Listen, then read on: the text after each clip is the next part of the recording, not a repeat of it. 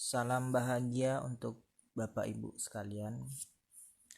Saya Jerry Deriska, praktisi energi healing dan konten kreator dari onlinehealing.com. Baik, pada kali ini saya mau share apa ya? Kali ini saya mau share mengenai konsep sukma. Nah, karena memang konsep sukma ini menarik ya. Dan saya amati dari terapi-terapi energi yang ada, jarang sekali yang memang concern pada penanganan kasus-kasus yang berkaitan dengan sukma ini. Padahal fungsi dari kelengkapan sukma ini sangatlah penting dan vital.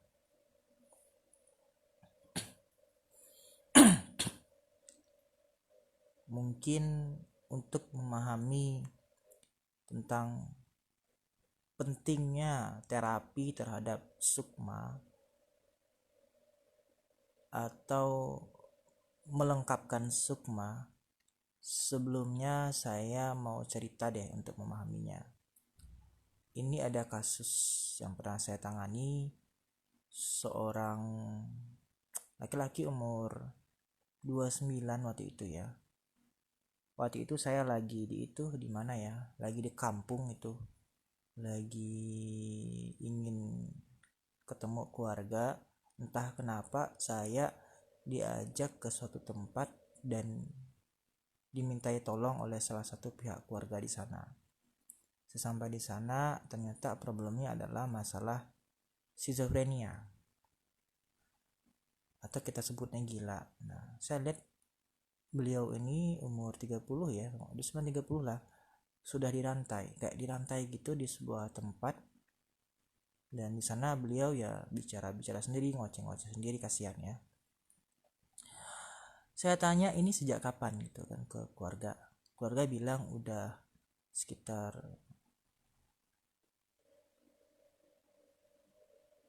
5 tahunan lebih lah. Jadi sudah lama sekali beliau mengalami masalah skizofrenia ini. Untuk pengalaman terapi beliau juga sudah lumayan. Rata-rata juga udah dibawa ke dukun paranormal, pengobat, terapis, bahkan ke rumah sakit jiwa, belum menunjukkan hasil. Ada hal yang menarik waktu beliau dibawa ke rumah sakit jiwa.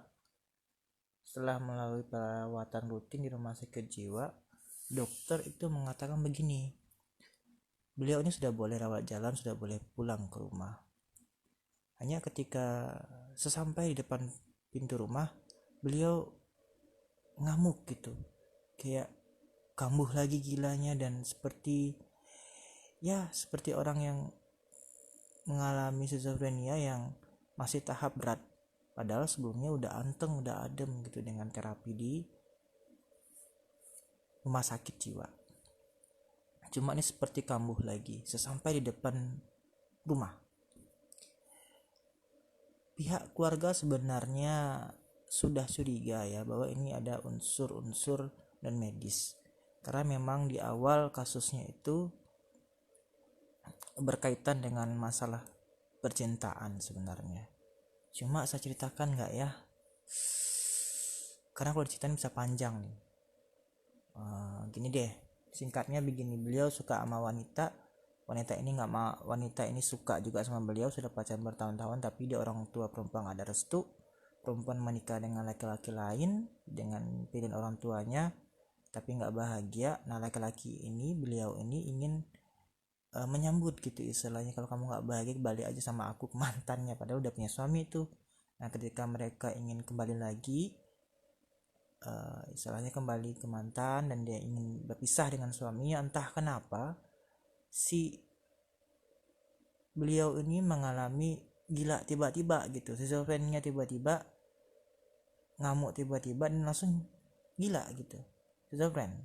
Begitu juga dengan tak lama, beberapa hari setelah itu wanitanya pula yang gila lagi. Jadi mereka berdua tuh gila secara tiba-tiba begitu dan tidak ada masalah sebenarnya. Nah, makanya pihak keluarga bingung kenapa bisa begini, sehingga dibawalah paranormal, ustadz dan lain sebagainya di seluruh daerah tempat tersebut. Saya nggak mau sebut lokasi. Nah, jadi udah dibawa ke sekian banyak, tidak juga menunjukkan hasil. Bahkan sudah mendatangkan paranormal dari Banten juga, udah rame lah yang membantu beliau. Nah, jadi selalu tidak anehnya tuh enak tenang sebentar, besoknya begitu lagi. Nah, jadi beratlah kasusnya ya. Jadi karena saya waktu itu memang udah di sana, kepaksa lah dibantu kan gitu.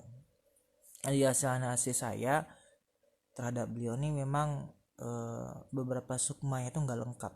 Ada sekitar 3 atau 4 sukma itu ditahan di sebuah tempat lokasi yang serem banget, seperti di hutan gitu, gelap dan lain sebagainya. Ya udah, karena saya balikin sukmanya, ada di sekitar saya ada 2 orang dukun waktu itu yang ngerjain. Ya udah, dibantu, diberesin, dikasih kado, beres, ngebersihin badannya, balikin sukmanya, perbaiki kerusakan di tubuh astralnya, dibersihkan dimit-dimit yang ada di badan. Alhamdulillah beres. Nah, besoknya saya dengar kabar pihak keluarga bilang bahwa si beliau ini, sebut aja lah namanya Pak Budi ini, sudah mau minum obat dan lebih tenang sepertinya. Lalu tak berapa lama, bulan setelah itu, saya dengar beliau sudah sembuh. Artinya beliau sudah bisa merantau kemana-mana. Nah, alhamdulillah. Nah, cuma yang menarik adalah dari sekian banyak yang ngebantu, mengapa belum berhasil? Nah, mengapa di saya itu kelihatan perubahannya? Yaitu karena ada proses perbaikan sukma. Jadi sukma yang nggak lengkap itu dimasukin. Nah, jarang ya orang yang benar-benar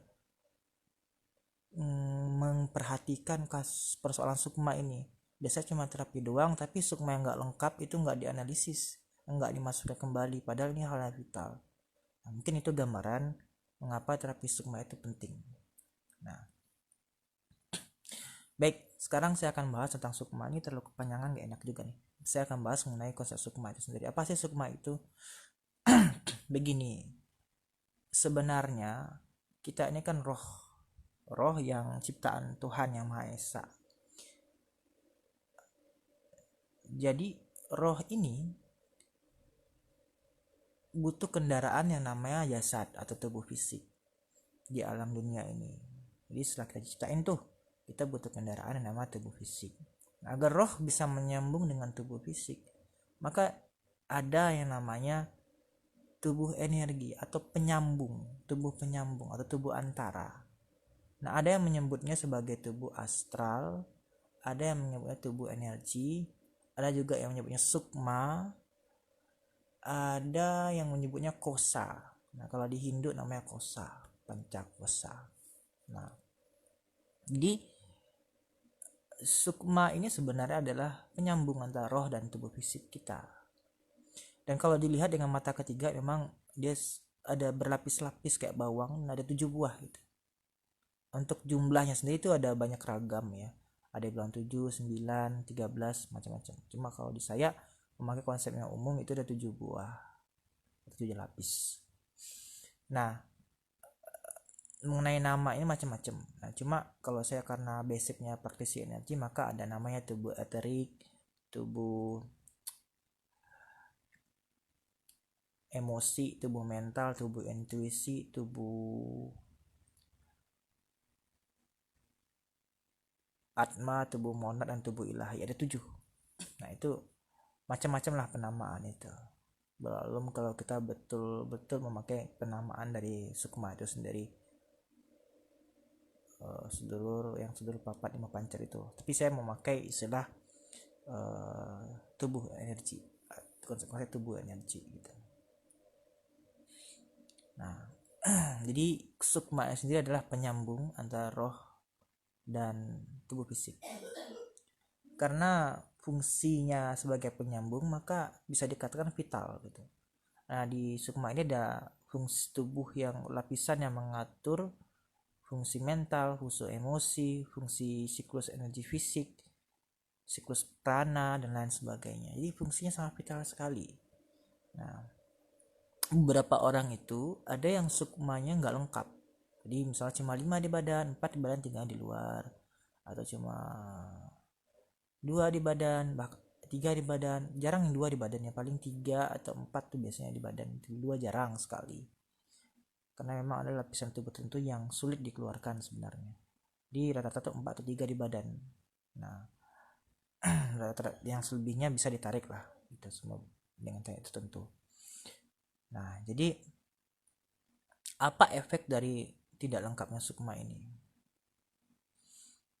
Ya seperti sebuah sistem perangkat elektronik yang kurang kabelnya gitu, yang nggak nyambung dia, lola sambungan arus listrik atau informasinya itu tersendat-sendat. Jadi makanya orang yang hilang sukma itu gejala yang muncul seperti kayak bingung, linglung, ngeblank, susah mikir.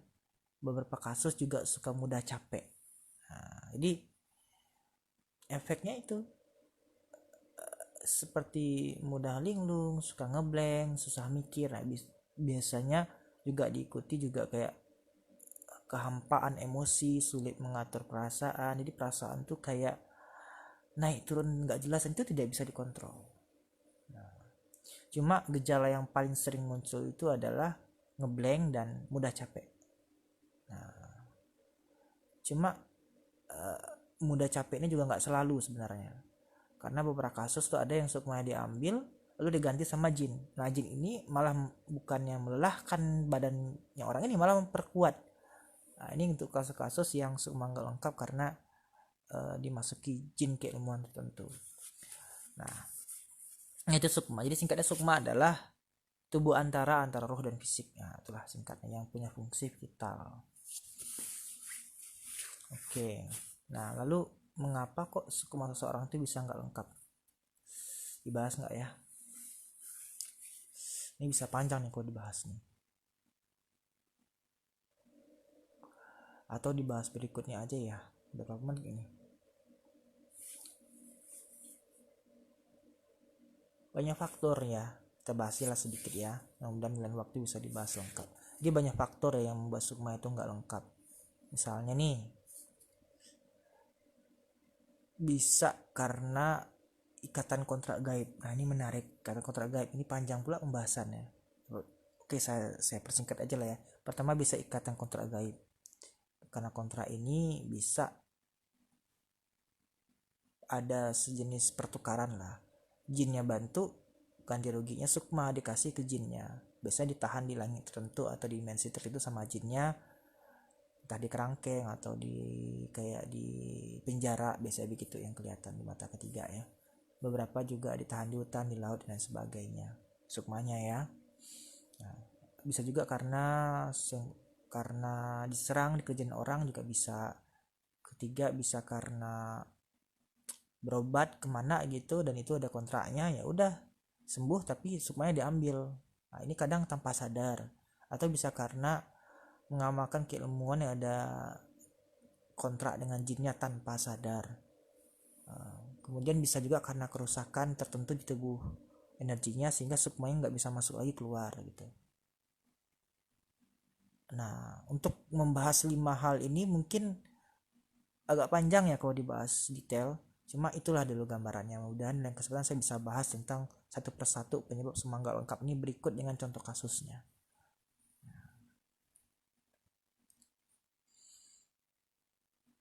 Nah, yang menarik adalah Bapak Ibu, setelah kita paham betapa pentingnya sukma ini dan vitalnya sukma ini tadi, saya amati ada ya praktisi-praktisi energi yang memang paham dengan konsep ini, sehingga benar-benar ngebantu sukmanya masuk kembali dan sehingga pasien bisa sembuh total. Tapi jarang juga gitu, ada juga yang jarang juga gitu yang mengerti hal ini. Jadi kasus-kasus itu seperti selesai sesaat tapi besok kembali lagi karena sukmanya nggak dikembalikan. Banyak kasus sebenarnya, cuma kalau saya ceritain bisa panjang ya, tapi mungkin itu dulu lah untuk pembahasan tentang sukma. Apa itu sukma, penyebab sukma nggak masuk, ciri-ciri sukma nggak masuk, udah dibahas tadi.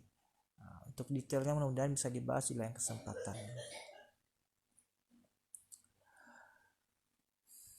Nah, saya rasa itu dulu lah ya. Semoga informasi ini bermanfaat dan semoga saya punya mood lagi untuk ngejelasin tentang sukma ini lebih detail di lain waktu, sehingga kita lebih paham tentang konsep sukma ini. Terima kasih, selamat malam.